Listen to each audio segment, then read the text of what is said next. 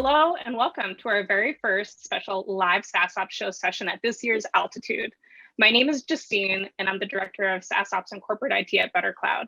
If you're not familiar with it, the SaaSOps show is our effort to bring the community short, consumable videos to discuss SaaSOps and all things IT. You can catch us on the BetterCloud YouTube channel. I'm joined today by my fearless co-host, Brian. Brian, say hello. Hello. My name is Brian. I'm an IT manager at BetterCloud. Part of what I do on a day-to-day basis is oversee kind of support and also how we use our own product, BetterCloud the product, at BetterCloud, BetterCloud the company. For today's session, we're going to be talking with Colin McCarthy, who's the VP of Global IT at Essence. Colin, can you introduce yourselves to our viewers? Oh gosh, it is a live show, isn't it? Yes, excellent. Nice to see everybody. Can't see everybody because this is a one-way webinar. Yep, Colin McCarthy, VP for Global IT.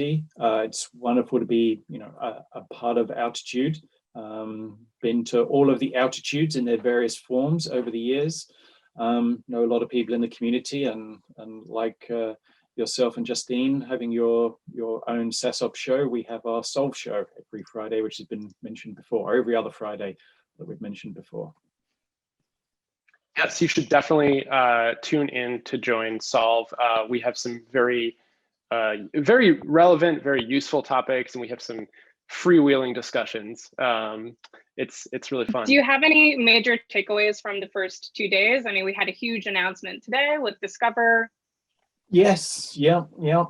First National Discover Day at BetterCloud, a day that will go down in everybody's calendar. Look forward to the first year celebration next year, and maybe we'll be up to version 3. Who knows? I know version 2 is already penned to be released.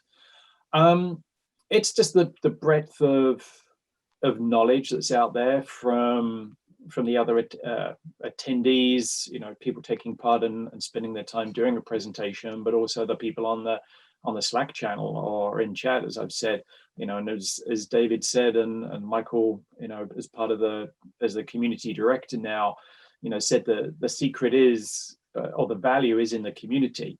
And there's a wide range of industry experience and knowledge, and to tap that into the tools that are available makes it. It's just I just thoroughly enjoy being part of the community. It's very powerful, I feel. Yeah, the community is really what I think everything is kind of built around. It truly is the heart of everything. It's the heart.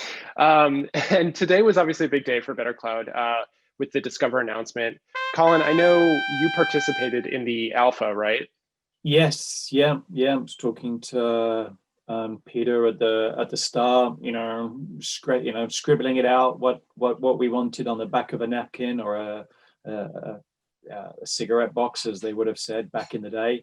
One of the, it was sort of wireframed. We discussed, how that market has expanded, because obviously that sort of apps discovery arena has exploded in the last few years with a number of other different players, and obviously people are aware of those applications and maybe current customers of them or done trials. So the expansion of that as a function into BetterCloud is really going to help us, because those of us who are already customers can just add it in as an additional feature, and then we still get everything in one pane of glass. Yeah, I think that centralization is pretty crucial, because before seeing this piece of the new product, what methods or tools did you use to discover and track SaaS applications in your environment? When I was thinking about this before, I used to use Sneakers. So back in the day when we had one office and we were in an office, I would wander around and you'd see what people were using, and it's like, oh, what's that on your screen? That looks like a new application. What are you doing? It's like, oh, this is a project management app that's all in the cloud or whatever. That's a very, very low tech way of doing it, and only works if you're in one office and still in an office. You can look for needles in the haystack in the admin panel. You can go to reports, audit, log, and token, and you can try and dig through all of those token logs there. There wasn't an ideal way. It was very, very labor intensive. And it was, you're really just licking your finger and sticking it up in the air to see which way the wind was blowing. Well, and you kind of have sure. this like disparate sources of information, and then probably also more than one place to actually record that stuff too. Did you use spreadsheets? Yeah. For some, everybody had to. Google Sheets with some, who had what license, we don't want to go down that road. Let's forget that. Everybody's got nightmares and those sheets. And you could talk to finance and find out, what was being expensed, but that was very labor intensive. They're obviously normally a very busy department, just like we are. So there wasn't. Sometimes the problem was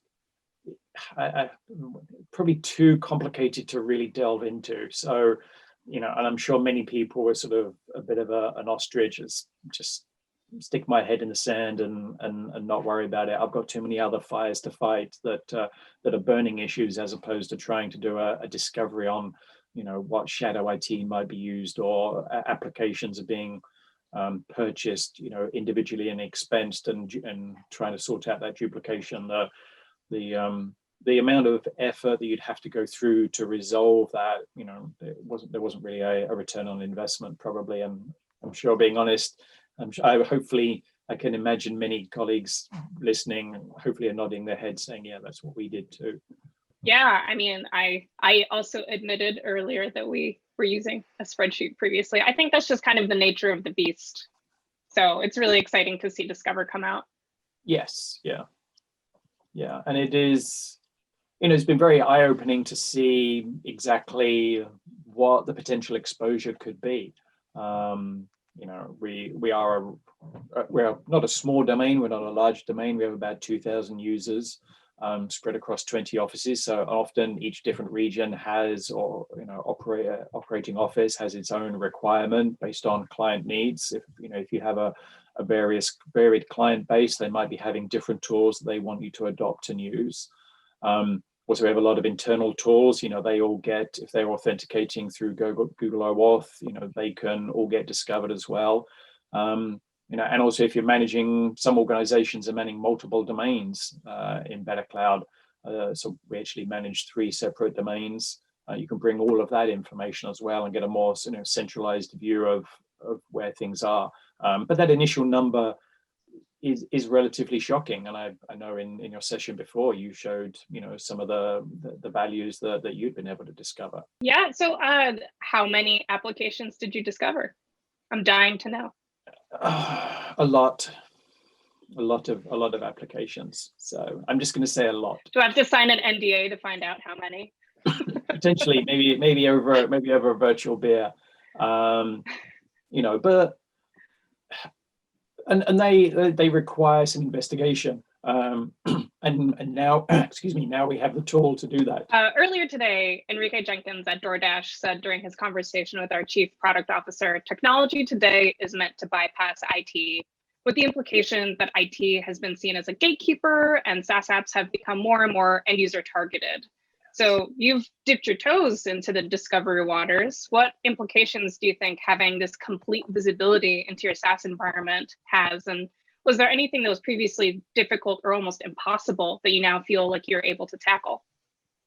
So we're able to tackle things that might be a risk. If anything's using OpenID or, just to get the profile information so you can, get somebody's email address and their display name. If you sign into an app, and that's all the information they take, then we don't have a problem with that. If you're using a service that, has read and write access to your Google Drive, we need to be aware of that. If it's only reading and writing files that application actually makes, not too much of a concern. But if it's every file in your Google Drive, then we certainly need to be aware of that, review that application, deem if it's necessary. If it is needed and it's shadow IT, then look at adopting it. if it's not needed and there's a duplication in another part of the tech stack that you are licensed and managing, you can easily identify those users, and then you can engage with them, talk to them, ask them why they're using it. Is it a client need? Do they use it just because they prefer it? Why are they preferring the unsanctioned application as opposed to the centralized product management tool that you've deployed and are paying X thousands to license each year when they might be using something else? And often the conversation is, oh, X has this feature and we don't like Y because you tell us to use it. Well, let's talk to Y about the feature that X has, and then you can start using our corporate application. So we can start to have those conversations. And it means that if we do hear of an attack, a service that's compromised or has a data leak problem, then we can search and find that application, and we can notify the users and deal with it as we need to secure our company data. Yeah, I think it is interesting how those conversations start to happen more and more, or you can use those as data points in those conversations, whereas before you might sort of just be stabbing in the dark a little bit.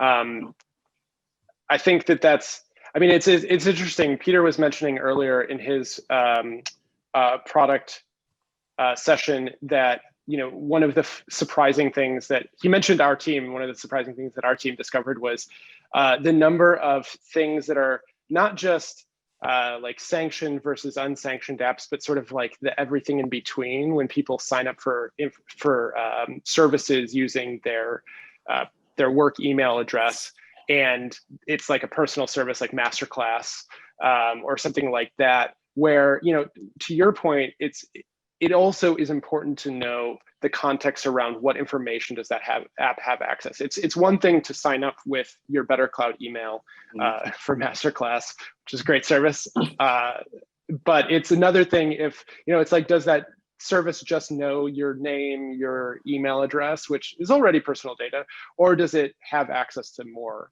things? Yes, yeah, that's certainly the security vulnerability on what we need to be aware of. Personally, I've always tried to keep a very firm separation between work and personal life. So, not only can there be policies or security policies to stop that, there should be sort of HR policies to encourage people not to be signing up to personal stuff with a corporate account. But I know a lot of people like to do that purely because it's easier. You want to get notification of your Grubhub order in your corporate account because you're probably going to be using it at lunch. But if Grubhub has a problem or a data leak, then they have your corporate account information. I did see one question in the chat from Marcus about ever thought about using Discover to make a case for making a purchase at scale instead of individually. Certainly, that is certainly that would be a log that we would look at. Sometimes it's not worth fighting the end user and saying, use Asana because we pay for Asana. Don't use Trello. And if you find you have a growing number of people using Trello, then sometimes it's better to adopt it rather than fight them, because I think some of the worst things you can do with IT security is to fight your users. It really does need to be a partnership, as IT is no longer that walled gatekeeper. We no longer lock the door of the corporate office on Friday at 5 o'clock and the company is safe, because the desktops are in the office and nobody can VPN in. Those days are gone. As you can connect your account to everything, you need to be aware, your end users need to be aware as well. And it is nice to have a tool where you can have better visibility into those API calls that somebody may be allowing that would cause you cause for a concern. So yeah, certainly would use that information to make a justification for budgetary changes, or even whole product changes. One of the nicest things I think we're gonna get out of this is the historical data that it will slowly build up. I think we didn't connect into Discover end of August, September, so I've got sort of 6 weeks of login data at the moment and account usage. There are a number of programs or services that don't actually provide you any account activity information. We all know who they are. I could draw a flow chart of them if we wanted to chart it out. I'm sure people know who that company might be. But now I can see who's actually, having an OAuth authentication into the app. And when it comes to license renewal time, I'll have a much more accurate view of who is my active users as opposed to who are just my licensed users.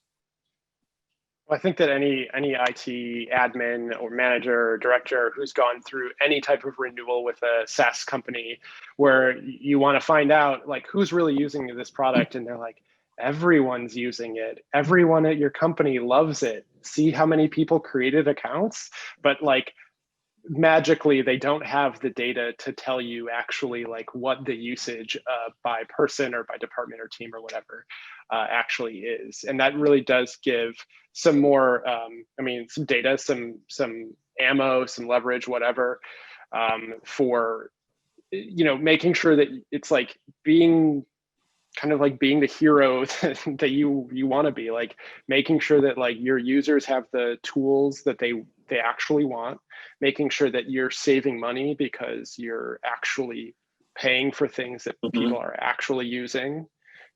It's kind of like the best of all worlds, and pushing away that trope of IT people being, like you said, to your point, the gatekeepers and like the people who say no, because it's like it's really impossible at this point to do that.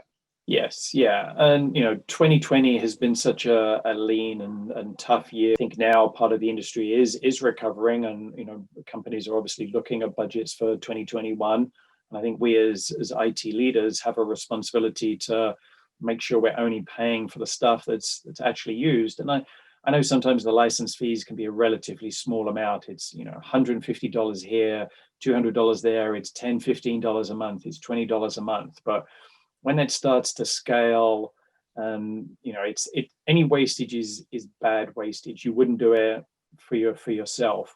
And even some credit card companies are doing that as a service. They'll tell you when you're not using, I think it's Capital One, their app, I think, will prompt you and tell you when your subscription is being renewed and you're coming out of a trial, and they're doing a price change.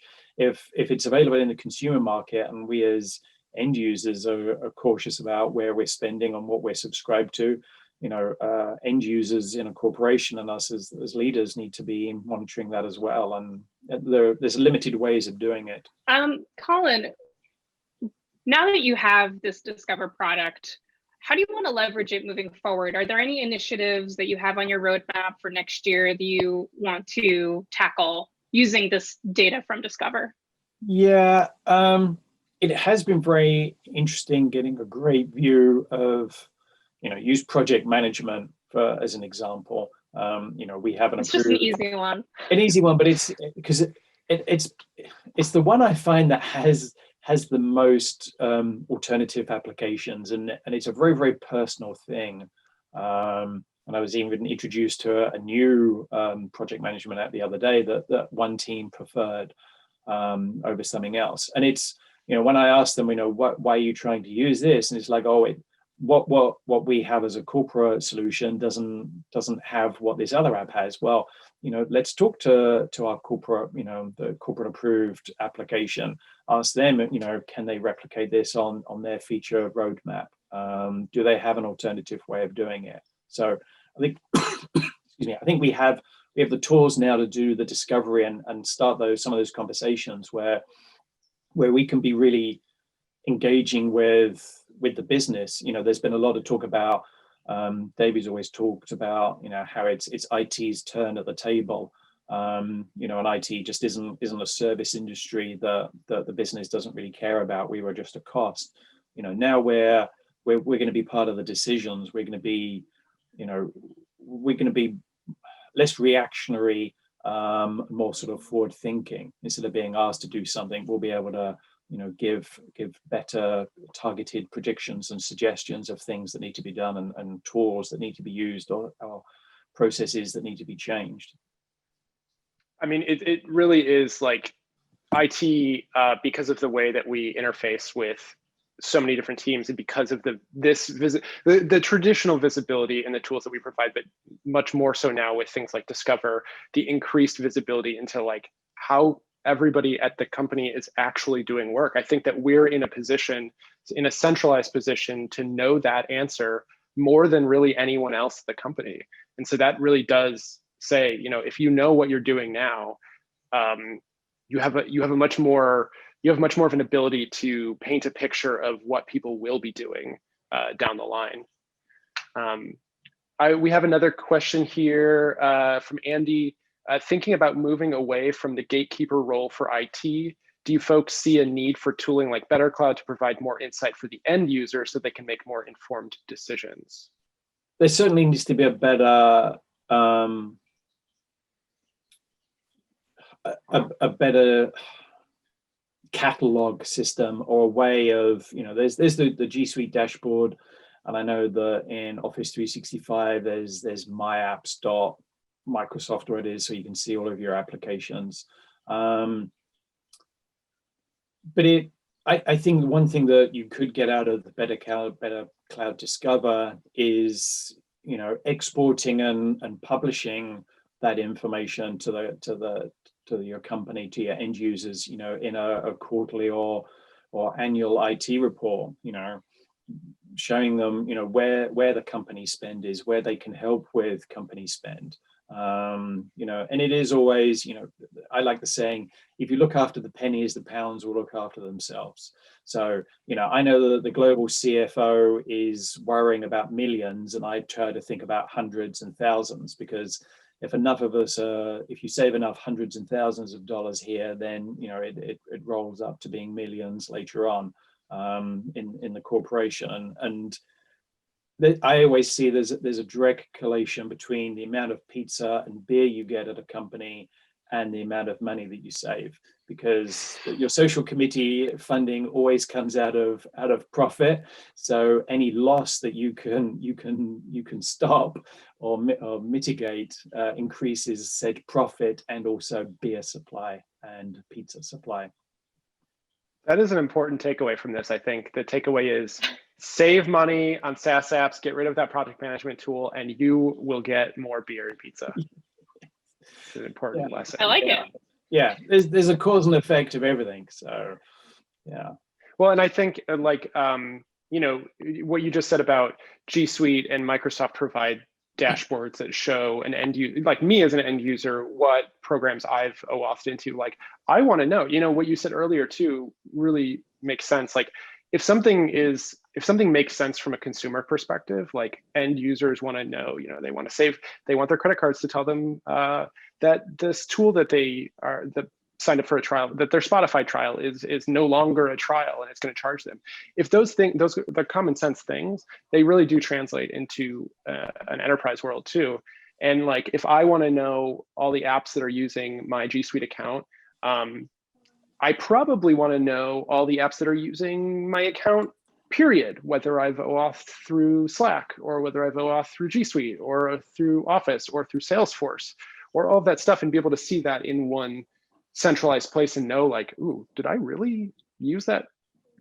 First of all, I can clear this service because I haven't used it in 4 years. And secondly, like, oh, I'm still sharing data with this company. Like, I thought that we stopped using it. There's another question in the Altitude 20 site chat asking about, does Discover only show scopes for third-party apps?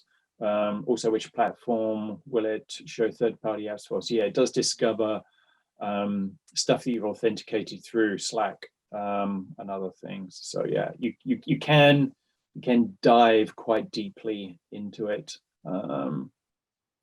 But yeah, the real value is for us, and I'm sure for everybody else, is going to be using it for a longer period of time. I think if you connect it in today, it will look interesting, and you'll get a lot of information out of it. But the real value is going to come in 3 to 6 months time, 12 months time, when you have all of that actual audit data, and you can see the last logins, and you can see the person who left that never had something unlicensed. And of course that then goes to the whole workflow deprovision. So everything, the whole platform comes full circle. Is it possible to manually add applications that are not automatically discovered by OAuth SSO, and maybe add custom fields to every app so Discover could really be used as a system of record and replace the classic spreadsheet? Those aren't features that are in there now. I'm not sure if and when they're going to be on the roadmap, but those are certainly great things to make feature requests for. Our product team is very, very, very, very diligent in reviewing those feature requests.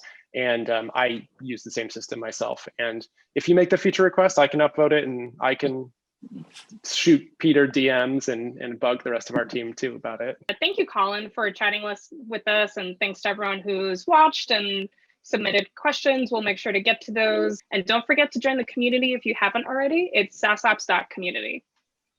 Come be our friends. Please, we need more friends. Thank you so much. Bye. Bye.